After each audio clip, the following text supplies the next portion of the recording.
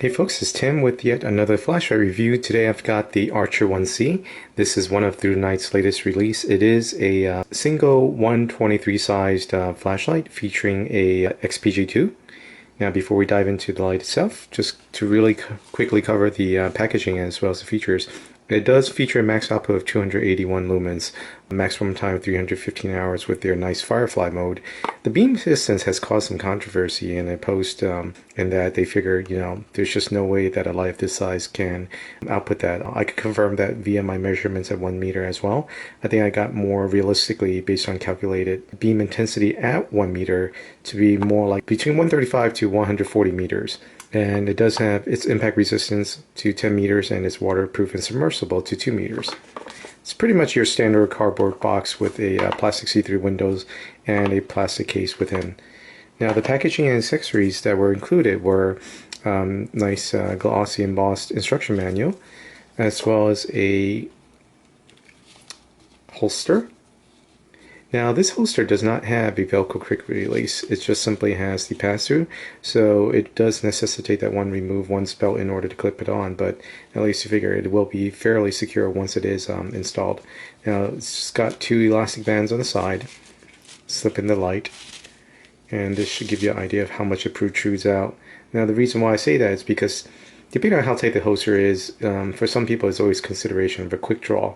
So in this case, due to that nice reasonably aggressive texture there, it does allow one to pull the light out reasonably quickly, bezel down or bezel up. Now in this bag were two O-rings, but for whatever reason it is, this Archer 1C that I got has already chewed through two of them. I've already inspected the threads here, which are nicely square cut, but could not find any burrs or residual metal pieces that would have caused those O-rings to snap. So something I'm investigating and something I'll raise to ThruNite. But anyway, let's get on to the light itself. There is this nice stainless steel bezel there that is crenellated, very nicely finished, no aggressiveness, no residual burr on it. The finish is fully polished and very nicely grounded. And it is easily removable. Now through there, although you could probably barely make it out, that lens is AR coated, and within there you should be able to get a glimpse of the XP-G2 emitter with a ultra smooth reflector there. So it does feature decent throw for its size, and although a little bit difficult to see, that LED emitter is centered perfectly in that reflector. Now at the head of the light there are these texture that I feel is reasonably aggressive, and this is nice because the way that the light operates is that despite the tail forward mechanical clicky here, the way that it changes modes is by twisting it. The tail cap switch here is purely a on-off switch. It does not change modes at all, and changing modes is purely done through the twisting of the head on and off. There are a total of 4 output levels: Firefly, low, medium, high, as well as one strobe mode that must be all cycled through sequentially. The light does feature 2 flat sides, one here with the model name and one here with the company name, and that's really the only laser engraving. They're all very sharp and nice with no blotchiness whatsoever, and does feature the same rhombic texturing. There are these 2 mill groove for aesthetic purposes. And then finally we get to the tail cap. There are these 2 tail cap guards here, but given that they protrude out past the switch, it does allow for tail standing. Perhaps not the most stable, but not too bad either. It does also feature that same rhombic texturing that is decently aggressive, so it gives a nice grip. The thread is very nicely square cut, so it does feature very smooth action. It also came amply greased, both not just the threads but the O-ring as well, so that's always a nice touch to see in terms of manufacturing quality. Now because they are anodized, it does allow lockout with 1/4 or 1/8 of a turn. Now at the tail end, there's pretty much the same style that they've employed for a while now in their TN series, is that there's a retaining ring that could be removed with either tweezers or a snap ring plier, and just simply a spring there. Given the voltage range, it does allow the use of CR123 cells through lithium ion cells as well. So that's a nice touch because it gives it versatility in terms of the power sources it can use. With the head removed, you can see that these threads are not anodized, and again, the reason for that is because the way that this changes output levels is via twisty, so that cannot be anodized, but it is square cut and does feature very smooth action. It was also amply greased, although again, I don't know why that O-ring got snapped twice, so I had to use up both of them, but again, I'm investigating that and I'll post an update in my written review later. Peering underneath the head, there is no spring here, but these two tabs that you see here act as physical N-type reverse battery protection. So in case you do insert these cells the wrong way, it basically would prevent light from making contact.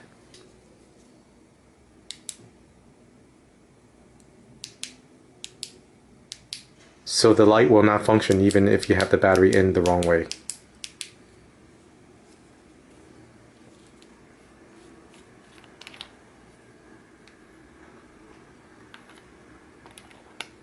Size and handling wise, it fits very nicely in my medium-sized hands. You just have to be a little bit mindful of the grooves here to get your thumb exactly in the middle, but once there, it just fits very, very nicely. Now, one thing I do notice is that as I just squeeze that down, I do feel some pressure being applied to the sides of my thumbs here. So again, I don't have particularly large hands, but if you do, perhaps that may be a slight impediment or even a nuisance when you're operating this light. So that's something to be considered because again, that switch does sit a little bit below the two tail cap guards there. The cons to not being able to change the output level via the tail cap is you have to carry this in an underhand grip in order to change the output levels. So you would always have to transition in case you are using this in an overhand grip to an underhand grip to change the level. But that's not too onerous, and once you get used to it, shouldn't be too bad. In terms of cigar grip use, this texturing here does, as well as this ledge here, does allow your fingers to have something to catch on, especially I guess if you place it between these two flat sides here. It's not the most secure grip, but and can be used in that way if one so desire. Fit and finish wise, the Archer 1C is very solidly constructed. As mentioned, this crenellated bezel is completely finished off smoothly. There is no burrs or anything or sharp edges at all whatsoever. It's very nicely polished. Now, the overall anodizing is a very nice flat, although it doesn't look like it here because of the reflection off the light, but it is a very nice flat HA3 type finish. For the most part, it's applied very nice, and it does match between the head, the body, and the tail. Although in certain areas, like say right there, that shiny part, there are a very little minute amount missing, but at least not in between the texturing itself. So I don't know, perhaps that was just due to handling during packaging or whatnot. I'm not sure. But as for the other areas, the grooves here, even the machine grooves there, it's definitely not missing. It's applied very nice and evenly. Likewise around the edges of the tail cap. Now, one thing I have noted with the tail cap is that when it's off, there is perhaps maybe 0.5 millimeter of play. It's not too bad, but with the light in the on mode, there is about maybe 2 to 3 millimeters of play there.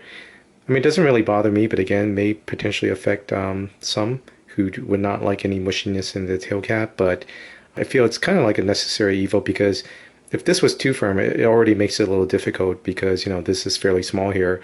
And like I said, I have a medium-sized hand, so I'm already touching either side of this tail cap guard.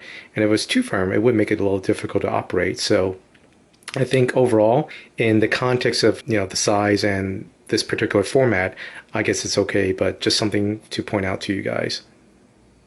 The square cut threads on either end do allow very nice smooth action when you're trying to remove the tail cap or the head itself. So speaking of which, you should always try to remove on this end because first of all, it is anodized, so it does add additional protection to those threads, and you really don't want to wear it out by constantly changing the battery on this side because you want to keep that solely for mode changes.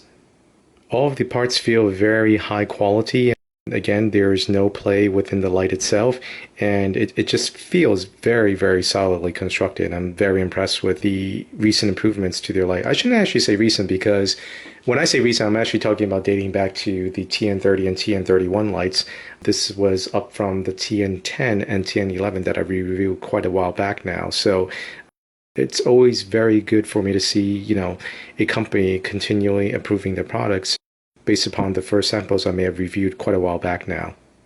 I also want to congratulate them for opening up their store in California. So they finally have a US contact. I know for a while they were having some issues with, trying to find a marketing manager. But now that they have that, hopefully, any delays in customer service and hopefully any language barriers will be overcome. Now, in terms of the UI, as previously mentioned, there are 4 output levels as well as 1 strobe mode. And the tail cap switch, again, only turns the light on and off. And here's that very nice Firefly mode. As you can see, it is definitely below a lumen. I think ThruNite claims it's about 0.2 lumens, so, and I did roughly match that on my PVC LMD. To change modes, it's simply a twist on and off. So you release and then twist on and it'll change it. So that's on low now, medium, high, and then strobe. It does feature memory. So if you do, currently this is in Firefly mode, and if you do loosen the battery to lock it out or change batteries, turn it back on, it will come back in the last mode memorized. Although you could see that flickering there, but I definitely do not notice that in actual use, and perhaps some of that, the banding you see, may be coming from the complex fluorescent light that I have here as well. So now I suppose one might ask, why in the world would you have a tail cap switch and not be allowed to change the modes that way? I suppose the reason is that in a way, this is a fixed output level light, but it has the flexibility of changing levels. So in case your needs are that once you set it into a fixed level, you do not want any accidental changes regardless of how you press this in an emergency situation, it will always stay at that output level. But during other times, you can still change the level of the output. So that way, you always pretty much have a fixed light at a given output level. Now, one thing in consideration that I really like is, let's just say you do have this in Firefly mode. At night, for whatever reason is, you use it in Firefly mode. I certainly would not want it to accidentally activate a higher level and destroy my night adapted eyes. But you can see, this will stay in this mode regardless of how you click this switch. It does also allow for signaling purposes as well without worrying about changing the output level. The beam angle of the Archer 1C, given the use of the XP-G2, is reasonably tight. As you can see right now, this is roughly about, I would say, 10 degrees for the main hotspot, and then for the overall spill, I'm just going to reduce the shutter speed so you could get an idea. Still fairly tight, I would say at roughly about 60 degrees. As previously mentioned, the Archer 1C has 4 output levels. That's Firefly, low, medium, and high, as well as a strobe mode. Now, this is currently on Firefly. I do have the shutter speed at 1/60th of a second, f2.0, but I will have to alter that later to capture higher modes. For now, by comparison, here's ThruNite's TI at 3 lumens, and as you can see, it's quite a bit brighter.